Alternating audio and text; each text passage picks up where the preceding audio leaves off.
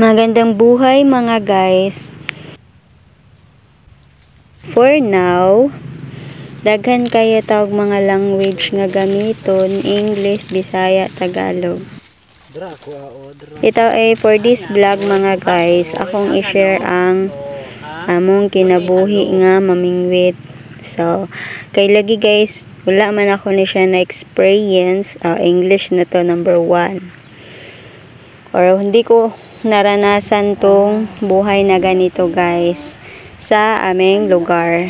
Sa 3 years na ako nga nagstay sa Davao de Oro mga guys, dagan kay kog mga discovery nga never na ako na feel or never na ako na experience sa among So magkaiba talaga ang buhay namin dito guys compare sa amin. So sa amin marami akong hindi po nagawa katulad sa ginawa namin dito. Katulad ng pagpunta sa Basakan. So, kani nga time mga guys, kay humanaman ko og kaon, done for preparing breakfast. Nag-English na po galit. Pero oy kanang busog naman ang person guys, and nga unexpected na pod ni siya kay wala ko kay balo or dili na mo plan nga madto daring lugar sa Basakan. So, dili na mo intended nga makakuha og daghan as long as nga makita ninyo nga makakuha ko og bisag isa lang ka isda, at least unlock ko guys ang aking goal for this day. Ano ha? Hindi mo talaga no. Anindot oy. Kini ko no. Tao. Indot oy. Bagal mo. So pag moadto tagbasakan guys, ingato inyong tiil no magkalubong-lubong.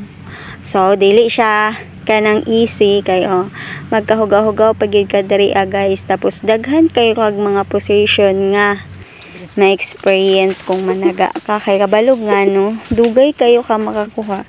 So makapanighawak, mamaklid, mangyugpos. Hantod nga makakuha ka guys. Pag dili gani ninyo, dili ka makakuha. Ang naong murag ka ng gidagpon. Pero ganig makakuha ka guys, lami kay tagkatawa. So like this mga guys, so nagsugod na mig smile kay nakakuha na mi og na feel na namo or unlock na namin ang goals namin for this day. So karon kay nakakuha naman mi, ang style na mo diri sa pagsugba guys is tuhog lang kana bitong tawag nga kinauboy tirada or kanang simple lang gid kayo ba nga as long as makasugba. Kani nga time nakakuha na mi og ganang halwan. Halwan na siya ang tawag nila ana nga isda. So kauban siya sa catfish. In English. Kanang pantat bitaw or kanang si tawag ana sa lain basta kay pantat na lang para mailhan sa tanan. So for now guys, so nagdali ko ani og duol kay para maka-video or maka-vlog lang gid ko nga.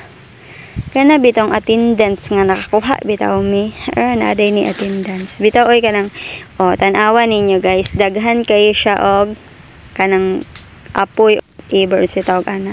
So for now, nahuman na mi og sugba. So wala na ko diri nakita ang nagkaon ko or kay nagdali-dali ko og duol kay ay pamaning lihok ang akong taga. So akong giadto dito. So happy na kayo ko wala na ko kanang pusing-pusing pa or nabitong nagkaon kay gidagan ako kay nakakuha na ko ani at this moment. Surprise! Dari na ako naka-feel og happiness.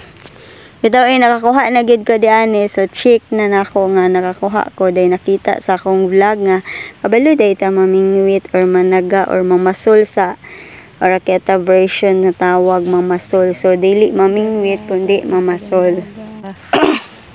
So kay along the highway lang man ang Basakan diri, easy lang siya mapuntahan kay magmotor lang mi. So dali ra kayo mi makaadtog Basakan kay dili man sa tantong kalayuan ang destination ani para magadto ka og mamingwit or mamasol. So for now guys, ang amo anggi si tawag ana oy kana bitang nakalimot gyud ko ang say tawag aning ipaon. Ipaon sa isda is wati. So ang Bisaya rapod guys ang nakailagan sa na siyang wati. So sa English day guys, sa English day guys is earthworms. Hala Hala piraha. pastila na Ako pagka sa panuway. tago day kayo.